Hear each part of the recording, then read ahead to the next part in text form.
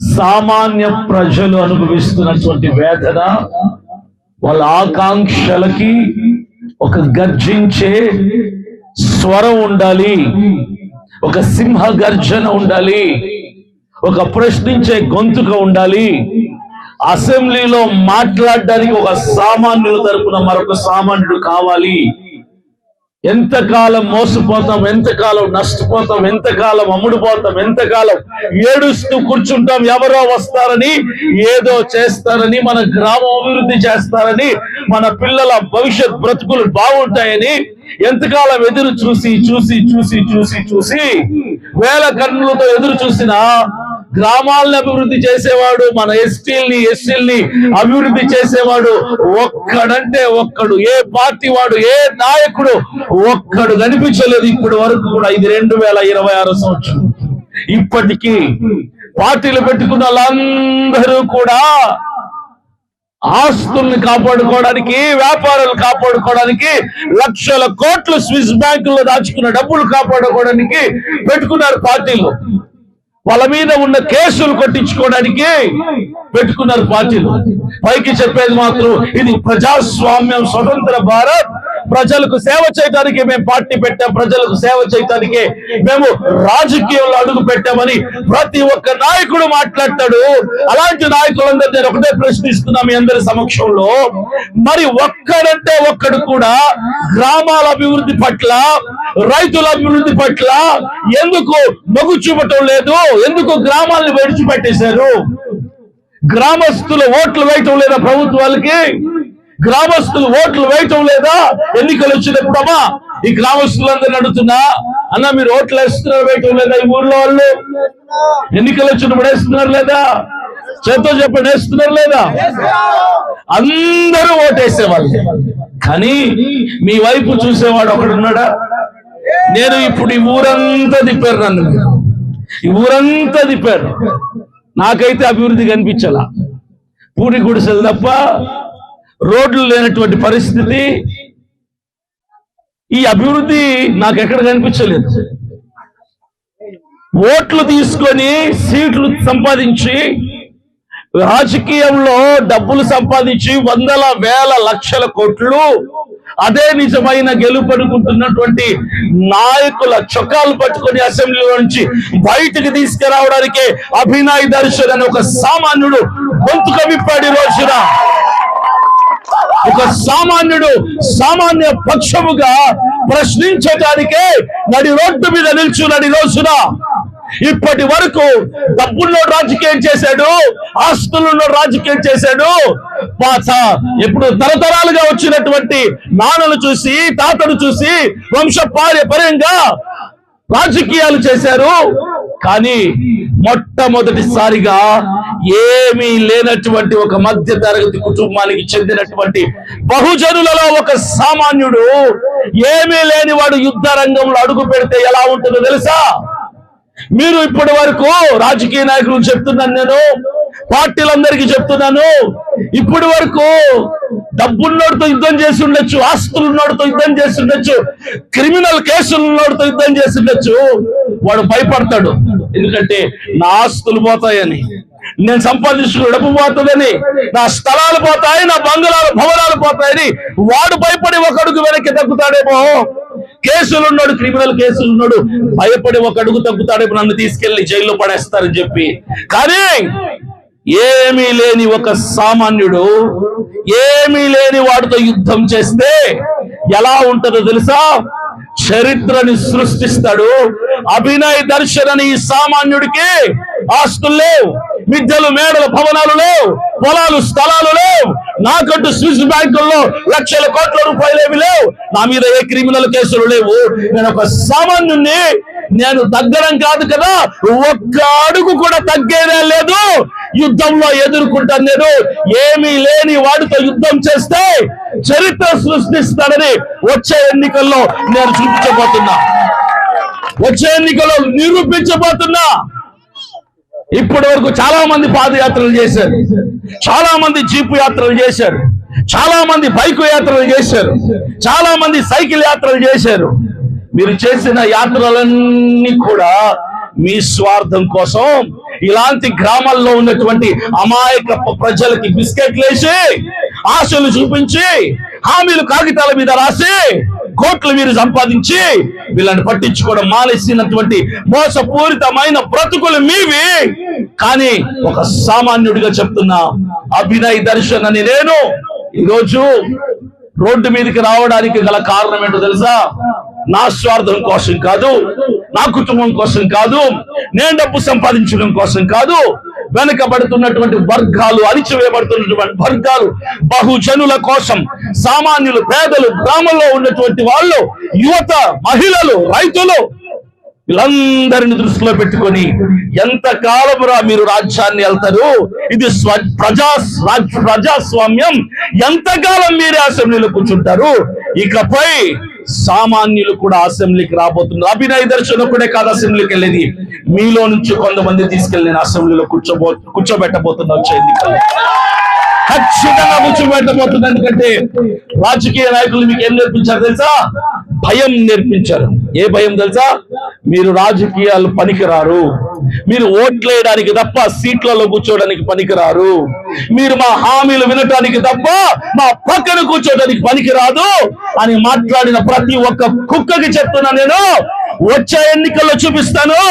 ఎవరైతే పనికిరారన్నారో, ఎవరైతే అగ్రవర్ణ కులాల పక్కన కూర్చోకూడదు అనుకున్నారో వాళ్ళని తీసుకురాబోతున్నా. వచ్చే ఎన్నికల్లో వాళ్ళని తీసుకొచ్చి అసెంబ్లీలో మీ పక్కన కూర్చోబెట్టిస్తా. అధ్యక్షుడా, మా సమస్యని వినండి అని మాట్లాడించబోతున్నాను. ఖచ్చితంగా ఇది జరిగి తీరింది. ఇది నా శపథం.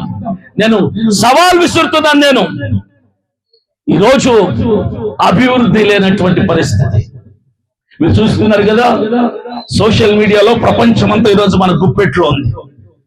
ఏ దేశం చూసినా అందంగా ఉంది, ఏ దేశం చూసినా అభివృద్ధిగా అనిపిస్తుంది. భారతదేశంలో అభివృద్ధి ఎందుకు లేదు తెలుసా? ఎందుకు? మన భారతదేశం నుంచే ఏ దేశానికి వెళ్ళినా మన తెలుగువాడు అక్కడ వ్యాపారం చేస్తుంటాడు, ఏ దేశానికి వెళ్ళినా మన తెలుగువాడు అక్కడ పని చేస్తుంటాడు, ఏ దేశానికి వెళ్ళినా మన తెలుగువాడు అక్కడ డ్రైవింగ్ చేస్తూ ఉంటాడు, ఏ దేశానికి వెళ్ళినా మన తెలుగువాడు అక్కడ ఏదో ఒక పనిలో ఉంటాడు. ఎందుకు? మన దేశం నుంచి ఇతర దేశాలకు వెళ్తుంటారంటే ఇక్కడ అభివృద్ధి లేదు. మన రూపాయికి విలువ లేకుండా చేశారు మన నాయకులు. మన దేశానికి ఉన్నటువంటి గర్వించదగ్గటువంటి ఉన్నతమైన స్థితి ఏంటో తెలుసా? భారతదేశానికి మాత్రమే ఉంది ఆ గొప్ప ఏమంటారు దాని వైభవం, ఆ ధన్యత, భాగ్యం ఏంటో తెలుసా? ఒక్క భారతదేశంలో మాత్రమే గుడిసెలు ఉన్నాయి. ఇంకా ప్రపంచంలో ఉన్న 190 దేశాలు ఏ దేశంలో గుడిసెలు లేవు. మన దేశంలోనే గుడిసెలు ఉన్నాయి. ఇంకా ఈ విషయం తెలుసా మీకు? ఏ ప్రపంచంలో 190 దేశాల్లో ఎక్కడా లేని పెంకుటిల్లులు మన దేశంలోనే ఇంకా ఉన్నాయి. ఏ దేశంలో లేనటువంటి నిరుపేదరికం భారతదేశంలో మాత్రమే ఉంది. ఏ దేశంలో లేనటువంటి పిచ్చగాళ్ళు మన దేశంలోనే ఉన్నారు. దీనికి గల కారణం ఏంటో తెలుసా?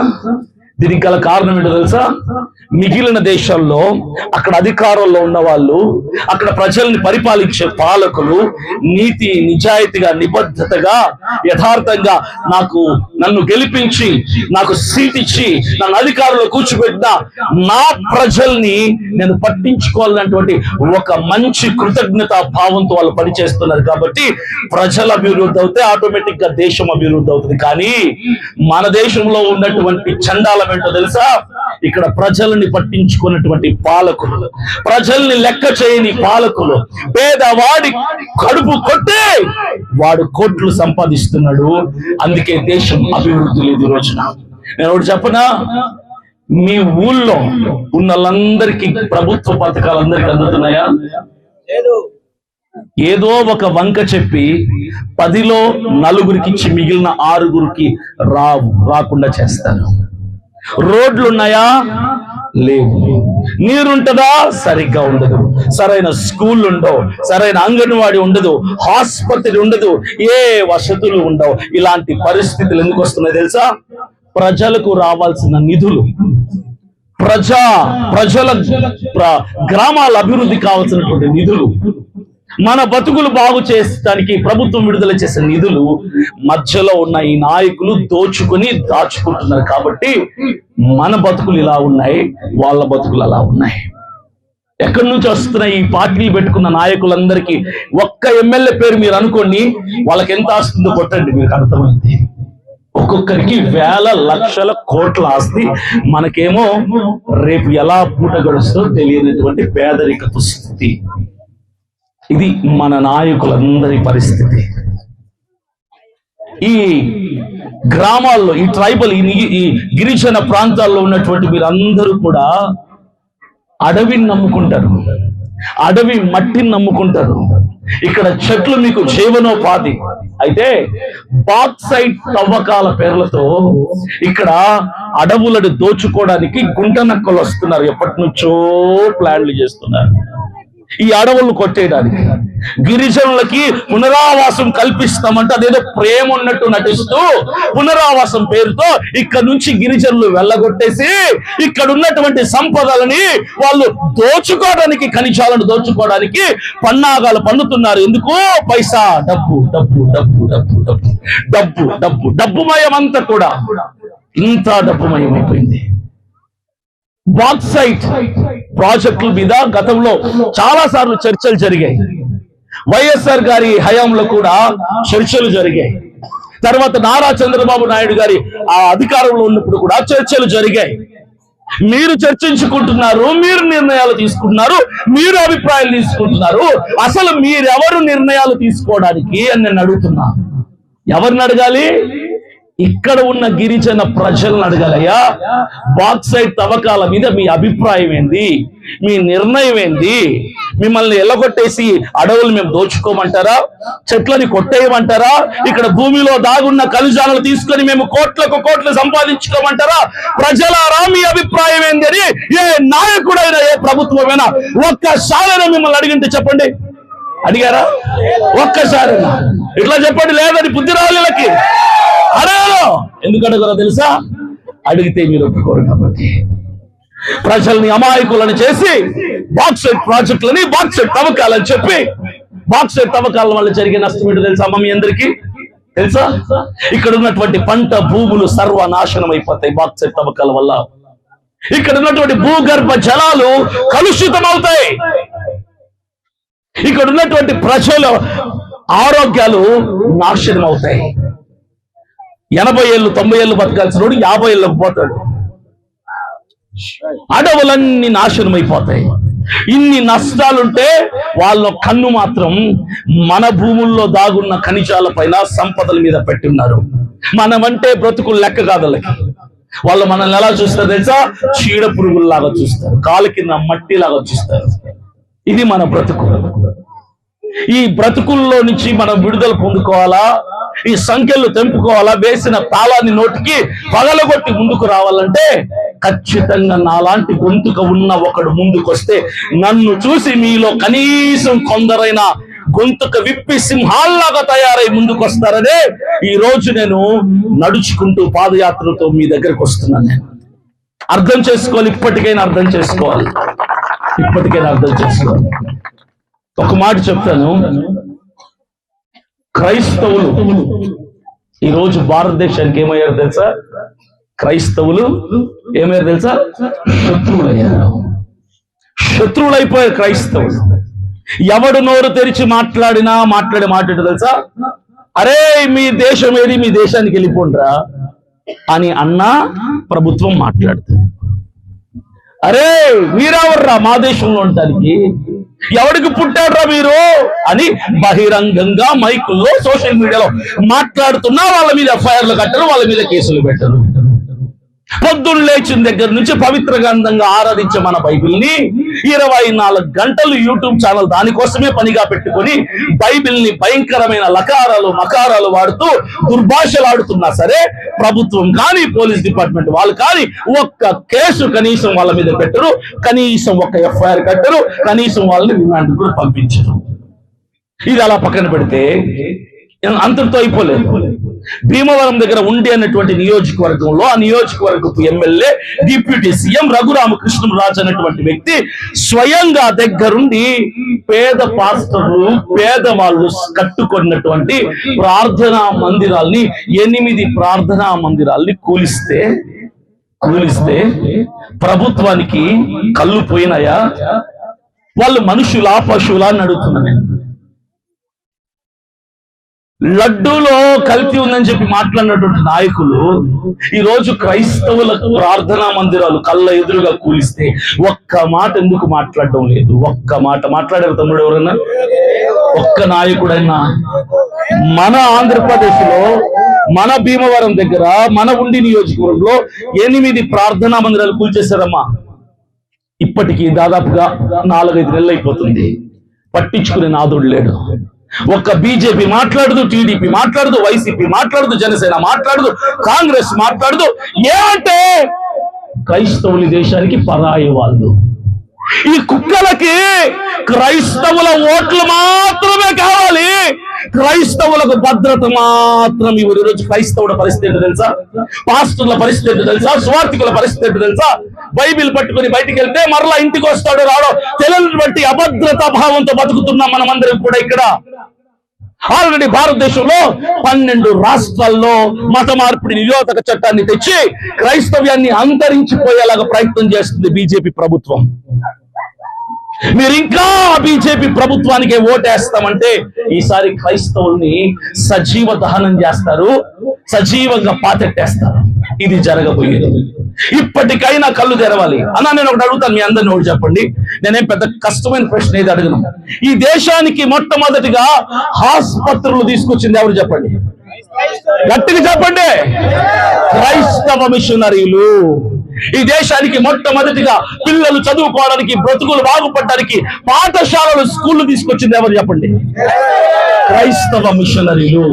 ఈ దేశంలో కుస్తీ వాళ్ళని ఊరికి వెలుపలగా, నీటికి దూరంగా, ఇళ్లకు దూరంగా పడేస్తే అలాంటి వాళ్ళని దగ్గరికి తీసి వాళ్ళ పుళ్ళకు, గాయాలకి ఆయింట్మెంట్లు రుచి వాళ్ళని బాగు చేసి వాళ్ళని హక్కున చేర్చుకునేది ఎవరో తెలుసా? క్రైస్తవ మిషనరీలు. వస్త్రధారణ భారతీయులకు నేర్పించింది ఎవరో తెలుసా? క్రైస్తవ మిషనరీలు. మీకు ఒక విషయం చెప్పాలి. ఇక్కడ ఈ మాట మాట్లాడితే కొంతమంది నన్ను అభ్యంతరపరుస్తారేమో వీడియోలో చూసేవాళ్ళు. ఏమని? ఆహా అంటే బ్రిటిష్ వాళ్ళకి సపోర్ట్ చేస్తున్నారా? కాదు. బ్రిటిష్ వాడు క్రైస్తవుడు కాదు. బ్రిటిష్ వాళ్ళు ఇక్కడ భారతదేశంలో పరిపాలిస్తున్నప్పుడు, బ్రిటిష్ వారి చేతిలో భారతీయులందరూ బానిసలుగా ఉన్నప్పుడు క్రైస్తవ మిషనరీలు భారతదేశానికి సువార్త కోసం వస్తామంటే ఇక్కడ ఉన్నటువంటి బ్రిటిష్ వాళ్ళు క్రైస్తవ మిషనరీలకి భారతదేశంలో అడుగు పెట్టడానికి అనుమతి ఇవ్వాలా? వాళ్ళు క్రైస్తవ మిషనరీలు వస్తానంటే బ్రిటిష్ వాళ్ళు అనుమతిని ఇవ్వాలా? ఇప్పుడు వరకు నేను చెప్పింది బ్రిటిష్ వాళ్ళ గురించి కాదు, క్రైస్తవ మిషనరీల గురించి. ఈరోజు మనకు యేసు ప్రభుని, బైబిల్ని, సువార్తని, క్రైస్తవ్యాన్ని, రక్షణని పరిచయం చేసినటువంటి క్రిస్టియన్ మిషనరీస్ గురించి మాట్లాడుతున్నాం. ప్రవీణ్ పగడాల గారి మీ అందరికి తెలిసే ఉంటది.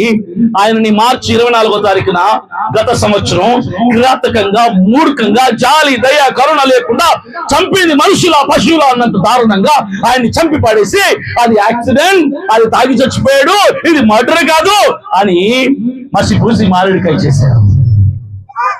ఆయన పదే ఒక మాట చెప్పేవాడు. ఏంటో తెలుసా? క్రైస్తవులు, ఈరోజు భారతదేశంలో ఉన్న క్రైస్తవులు, ఆంధ్రప్రదేశ్ రాష్ట్రంలో ఉన్న క్రైస్తవులందరూ కూడా క్రైస్తవ చరిత్రను మర్చిపోయి బ్రతుకుతున్నారని చెప్పాడు ఆయన. క్రైస్తవ చరిత్ర మరిచిపోయిన వాళ్ళు చరిత్రలో లేకుండా పోతారని చెప్పాడు ఆయన. అదే జరుగుతుంది. ఎందుకన్నాడు తెలుసా మాట?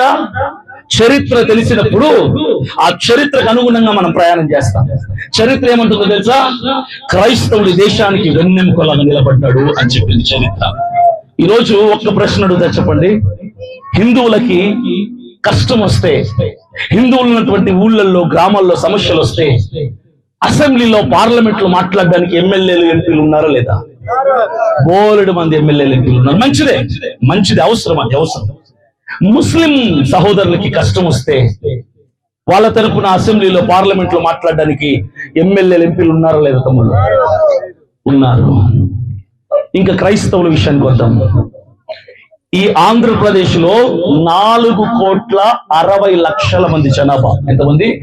4,60,00,000 మంది జనాభా ఉన్నటువంటి ఈ ఆంధ్రప్రదేశ్ రాష్ట్రంలో క్రైస్తవుల జనాభా ఎంతో తెలుసా మీకు?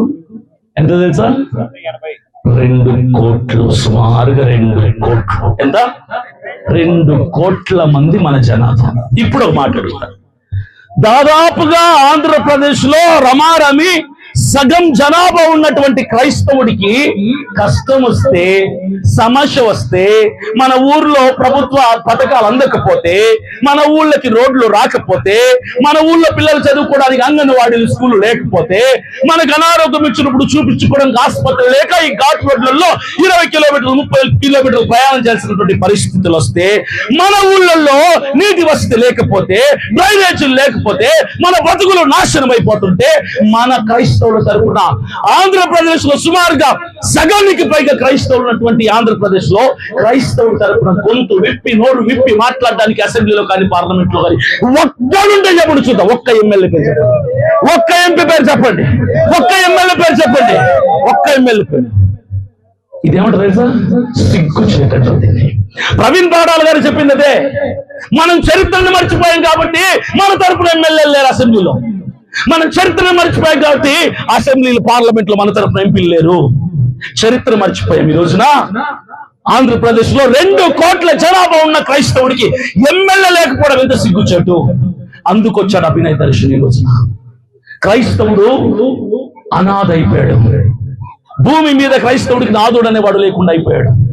ఆంధ్రప్రదేశ్ రాష్ట్రంలో ఒక్క పార్టీ కానీ, ఒక్క నాయకుడు కానీ, ఒక్క అధికారి కానీ, ఒక్క పోలీస్ ఆఫీసర్ కానీ, ఒక ఎంఆర్ఓ కానీ, ఒక విఆర్ఓ కానీ, ఒక కలెక్టర్ కానీ, ఒక ఐఏఎస్, ఒక ఐపీఎస్, ఒక డీజీపీ ఒక్కరంటే ఒక్కరు క్రైస్తవుల మీద ఇన్ని దాడులు జరుగుతున్నాయి. ఒక సేవకుని చంపారు, 8 ప్రార్థనా మందిరాలు కూల్చారు, 35 దళిత క్రైస్తవులు ఇల్లులు కూల్చారు. ఇన్ని దాడులు, ఇన్ని కుట్రలు, ఇంత అరాచకం జరుగుతుంటే ఒక్కడు మన తరపున మాట్లాడుతున్నాడా? మాట్లాడే ఒక్క పేరు చెప్పచ్చు. ఒక్కరు లేరు. అందుకే నేను వచ్చా. క్రైస్తవ్యం అనేది కనుమరుగైపోతుందేమో. ప్రవీణ్ పగడాల గారు చెప్పినట్టుగా చరిత్రను మరిచిపోతే క్రైస్తవుడు చరిత్రలో లేకుండా పోతాడు. ఒకప్పుడు క్రైస్తవులు ఉండే వాళ్ళు రా ఈ ఆంధ్రప్రదేశ్ లో, ఈ భారతదేశంలో అని చెప్పుకున్నటువంటి దయనీయ స్థితి వస్తుందేమని భయం వేసి చావుకు తెగించి గుండె నిండా ధైర్యాన్ని నింపుకొని అయితే చస్తాం లేదా గెలుస్తామని యుద్ధ రంగంలో, రాజకీయ రంగంలో ఏమీ లేని వాడైనా, ఒక్క సామాన్యుడైనా, ఒక ఎస్సీ మాల కమ్యూనిటీకి చెందినటువంటి సామాన్యుడైనటువంటి అభినయ్ దర్శన్ ఈ రోజు రాజకీయ రంగంలో అడుగు పెట్టాడు. ఈరోజు ఎందుకో తెలుసా? క్రైస్తవుల తరపున కష్టం వస్తే మాట్లాడడానికి ఎమ్మెల్యే కావాలి. ఒక్కటి గుర్తుపెట్టుకోండి, ఇంతకాలం ఏవేవో పార్టీలు కోటేశాం మనం. ఎందుకంటే పార్టీల మీద ఉన్న గౌరవం, పార్టీల మీద ఉన్న అభిమానం. మా తాత పార్టీకి వేశాడు, మా నాన్న పార్టీకి వేశాడు కాబట్టి నేను ఆ పార్టీకి వేయాలి. ఇది పాతుకుపోవడం పార్టీల అభిమానం. మంచిదే కాదంటలా, కానీ ఇప్పటి నుంచి అది మారుద్దాం. ఎందుకు మార్చాలి అంటే నేను చెప్తా. ఇప్పటి నుంచి అది మారుస్తాం. మనం అనుకోవచ్చు, మన తరపున ఒక ఆయన ఉన్నాడు కదా, ఆయన గతంలో సీఎం కూడా అయ్యాడు కదా, ఆయన చేతుల్లో బైబిల్ ఉంటుంది, ఆయన పొద్దున్నే ప్రార్థన చేస్తాడు, ఆయన క్రైస్తవుడు కదా, మరి క్రైస్తవ సీఎంఏ ఉన్నాడు, మరలా ఆయన సీఎం అవుతాడు జగన్మోహన్ రెడ్డి గారు అని మీరు అనుకోవచ్చు. నేను ఒక బెస్ట్ ఎగ్జాంపుల్ చెప్తాను మీకు. అభినయ్ దర్శన్ ని క్రైస్తవుడని మీరు ఓట్లు వేశారు. ఎందుకు వేశారన్నా? క్రైస్తవుడిని ఓట్లు వేశారు. అభినయ్ దర్శన్ క్రైస్తవుడు, సమస్యలు వస్తే అసెంబ్లీలో మా తరపున మాట్లాడతాడని నన్ను గెలిపించాను. నేను ఎమ్మెల్యే అయ్యా అనుకున్నాను. ఎమ్మెల్యే అయిన తర్వాత ఈ ఊర్లో చర్చి పడగొట్టేశారు, క్రైస్తవుల ఇల్లులు పడగొట్టేశారు. అప్పుడు అభినయ్ దర్శన్ ఏం చేయాలా చెప్పండి? నేను ఏం చేయాలా? ప్రశ్నించాలా, నిలబడాలా, ఇక్కడికి రావాలా, వీలైతే ధర్నాలు చేయాలా, స్ట్రైకులు చేయాలా, ర్యాలీలు చేయాలా, ప్రాణం పోయే వరకు ఈ గ్రామంలో ఉన్న క్రైస్తవులకు న్యాయం జరిగే వరకు నిలబడాలా. అప్పుడు మీరేమనుకుంటారంటే అన్నకు ఓటేసినందుకు మా క్రైస్తవుడిగా మా కోసం నిలబడ్డాడని మరలా నన్ను గెలిపించుకుంటారు. అలా కాకుండా మీ ఇల్లులు కూల్చినా, మీ ప్రార్థనా మందిరం కూల్చినా, నేను మాట్లాడడానికి వస్తుంటే పైన ముఖ్యమంత్రి రే నువ్వు మాట్లాడకూడదు, నోరు మూసుకో అన్నాడు. అప్పుడు అమ్మ నా పదవి పోద్దేమో, నాకు వచ్చే కోట్ల రూపాయలు పోద్దేమని నేను మాట్లాడకుండా నోరు మూసుకొని కూర్చున్నా. మీరు ఏడుస్తున్నారు, బాధపడుతున్నారు, మీరు అరుచుకుంటున్నారు, ధర్నాలు చేస్తున్నారు, ఎవరు పట్టించుకోవట్లా మిమ్మల్ని. ఇప్పట్లాగానే ఎవరు పట్టించుకోవట్లా. మరలా ఎన్నికలు వస్తాయి, అప్పుడు మీ ఊరికి నేను ఓటేయండి అని వస్తా. మీరు ఏం చేస్తారు? ఇప్పుడు ఏం చేస్తారు? ఓటేస్తారు నాకు? చెప్పుచ్చుకొని చీపుర్లుచ్చుకొని చాటలతో ఖచ్చితంగా కొడతారు. ఎందుకు తెలుసా? అరే మా క్రైస్తవులు నీ కోటేశం రా, మా చర్చి కూలగొడ్డప్పుడు మాట్లాడావా, మా క్రైస్తవులను కూలగొడ్డప్పుడు మాట్లాడావా, మా పాస్టర్ని చంపినప్పుడు మాట్లాడావా, నువ్వేం క్రైస్తవుడివి రా, నీకు మేము ఓటు ఏమంటారు? అవునా కదా? జగన్మోహన్ రెడ్డి గారి పరిస్థితి కూడా, ఆయన చాలా మంచోడు. జగన్ అన్న మా బంధువు, మా ఊరు, నాది కూడా కడపే, నేను కడపలోనే ఉంటా, నాది ఆ ఊరే, ఆయన నాకు బంధువు అవుతాడు. ఆయన అంటే నాకు కూడా చేతులు కోసుకునేంత అభిమానం ఈ రోజు కూడా. కానీ ఒకటి చెప్తా, మణిపూర్ ఘటన ఎంతమంది తెలుసు మీకు? మణిపూర్ లో క్రైస్తవుల్ని ఊచ కోత కోసారు బహిరంగ రోడ్ల మీద నిలబెట్టి. పాస్టర్ తల నరికి గుమ్మానికి వేలాడదీశారు.